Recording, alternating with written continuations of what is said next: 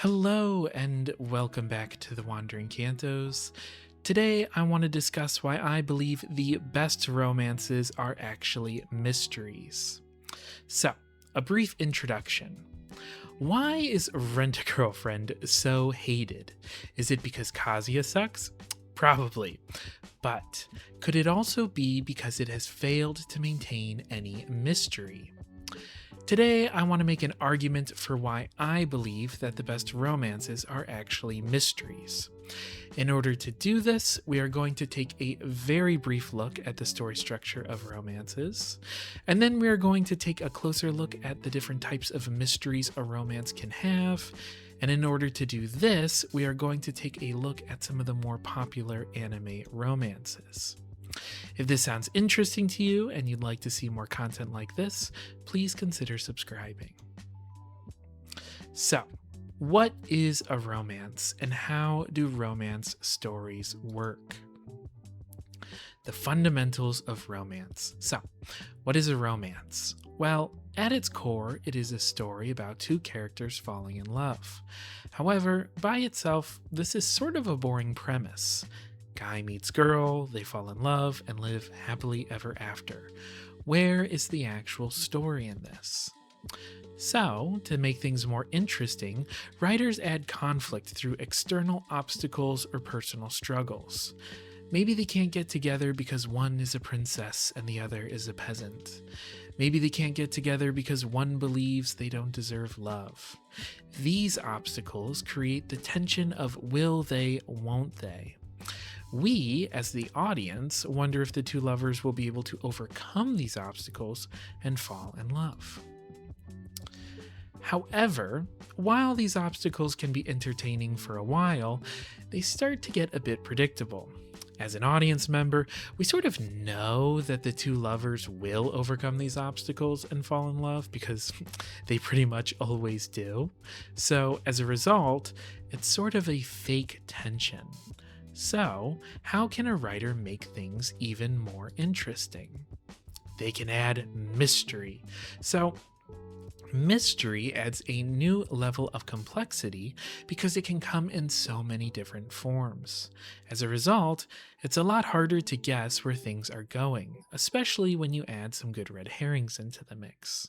So, let's take a look at some of these types of mysteries. So, the first mystery. Which girl is he going to end up with? One of the main mysteries in anime romances is which girl is he going to end up with? This often results in more and more girls showing up, and before you know it, you have a harem romance. The problem is that this can quickly go off the rails and it will start to feel like the main character is going to basically pick everyone. Effectively, to keep the story going, they just keep adding more and more girls, and the main character never really rejects or turns down any girls, so it just keeps going on and on and on. As a result, the mystery starts to fade. These shows effectively become comedies rather than romances, so how good they are sort of depends on how well written the comedy is.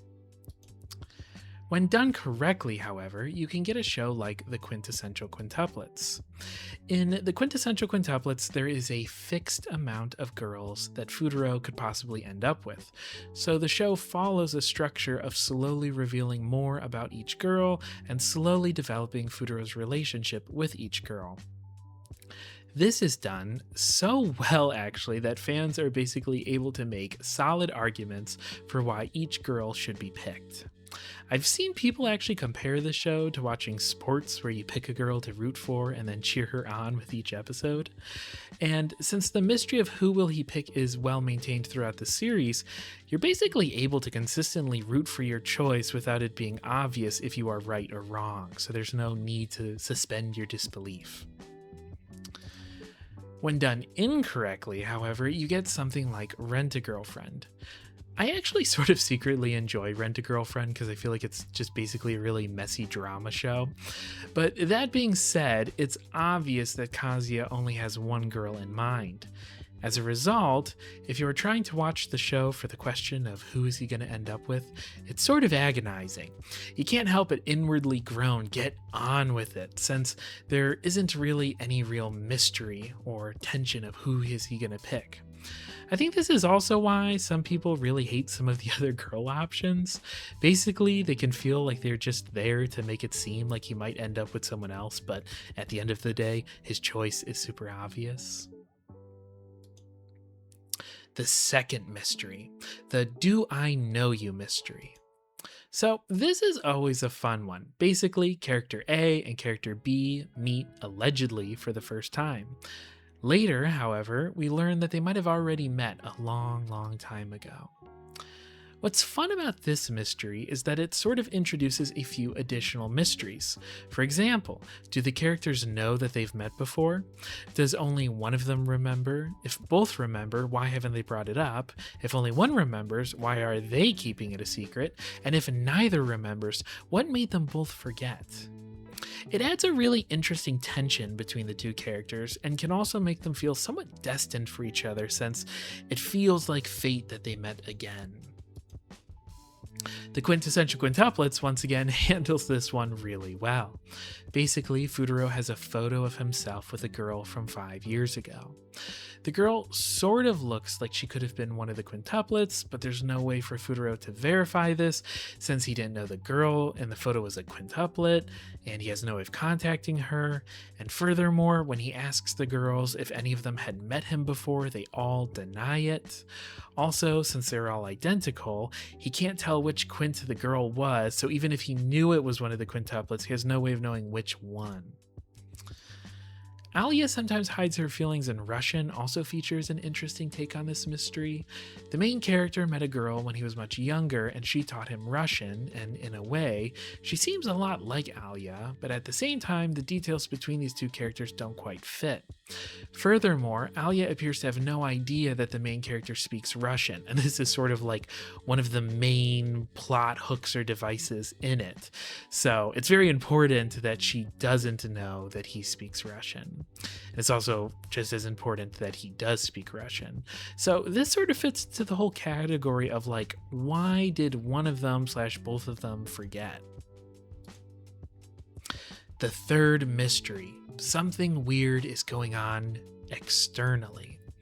In a way, this one is sort of an honorary mention. This category is for romance stories where there is a mystery that appears to be outside of the relationship. For example, the Rascal Does Not Dream series features several episodic mysteries that are caused by adolescent syndrome. That being said, since so many of these mysteries involve Sakata and Mai, you can't help but wonder if the relationship has something to do with the mystery, and more on this later. The fourth mystery. Something weird is going on with us. So this type of mystery is when there is a profound mystery that is directly related to the characters and or their relationship. This type of mystery often feels almost supernatural in a way and can make the relationship feel bound by destiny or fate. In the Quintessential Quintuplets, the mystery of Do I Know You only grows more complicated when a mysterious woman shows up claiming to be Rena. She claims to be the girl from Futaro's past, but then she tells him that they will never meet again. So, you start to ask yourself, who is this woman? Why can't they meet again? Why did she come out of hiding just to tell him this? Another good example of this shows up in A Couple of Cuckoos, especially in the first season. Basically, there is a photo that appears to show Nagi and Erika together as kids. However, prior to this, it seemed like they had never met before, which is sort of a callback to mystery number 2. This only gets weirder when it is revealed that Nagi may have a brother who just so happens to look a lot like him. So other characters, however, deny the existence of said brother. So you start to ask yourself, does he have a brother? Or is that actually him in the photo? If it is him, how did he forget about all of this? And if he does have a brother, what does that mean for the characters and the story? One final example of this comes from tying a knot with an Amagami Sister. Not only is there the mystery of which sister he will end up with, but there's also the sense that something more profound and supernatural is going on with this romance. For example, the main character often has strange dreams which appear to be visions of the future. He also has surreal moments where there will be sort of a gap in his memory where it feels almost like he jumped ahead in time. And this makes it seem like maybe the gods are either interfering with the romance or they're directly involved with it. If this is true, it means that this romance is important enough to warrant such attention. And that begs the question, why is the relationship so important? The fifth mystery, you aren't telling me everything. This mystery is, in a way, baked into all of the other mysteries. Basically, this is when a story implies that one character may know more than they are letting on. This introduces several follow-up questions, but the most important ones are, why aren't they telling others what they know, and why are they keeping it a secret? So, for example, in A Couple of Cuckoos, Erica knows about the photo and Nagi's brother, but doesn't initially tell him about it. In Rascal Does Not Dream, several characters do not reveal vital information about their adolescence syndrome occurrences. And in the Quintessential Quintuplets, once again, it seems like one of the girls does know about the girl in Furuo's past, but if they do, why aren't they telling him? So, why the best romances are mysteries? So why does this make the story so much better? Well, I would argue that on a writing level, it provides an additional separate sense of progression, tension, and things like cliffhangers. So rather than solely relying on the romance plotline to provide these things, so progression via the characters getting closer, tension via the obstacles keeping them apart, cliffhangers via the hint of a kiss scene or a confession, etc., it also allows there to be the progression via, the mystery unfolding. So tension via obstacles keeping the characters from the truth, and cliffhangers via moments hinting at major reveals. Add in some extra elements like red herrings, off-camera reveals, and bombshell clues, and you've got a highly engaging story. This is because these stories get all of the tension from romance and all of the tension from mystery. Furthermore, these mysteries often make the romances feel more profound than just character A meets character B and they fall in love.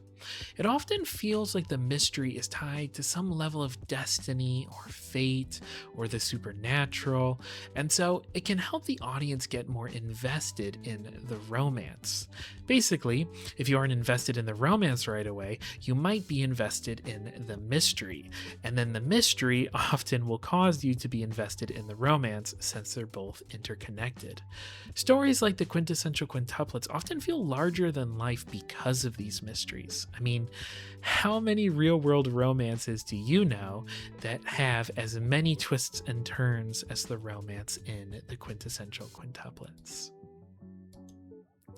And as a final note, I also don't want to understate just how fun a good mystery can be. For the audience, mystery can not only make you more invested in a story, it can also make you more involved. After each episode ends, the audience reviews what clues they've received and speculates on how they think the story is going to end. It's fun having something to guess at, and it's such a rush when something is revealed. Also, think about how fun it is when a character is about to reveal something super important, and then the camera cuts to a different location and to a different character. The sort of agony of wanting to know what was said keeps you watching and keeps you engaged. So yeah, that's going to pretty much wrap up today's video. Thank you so much for watching. If you enjoyed this, please consider subscribing to the channel. Also, it helps a lot if you give the video a like, so if you could do that, thank you so much. Do you agree with my sort of thesis here? If so, let me know in the comments. If you disagree, let me know why in the comments. Also, do you have any recommendations for other good romance mysteries that I didn't mention in this video? But yeah, with that being said, I'm going to wrap up today's video. So take care, and I will see you in the next one.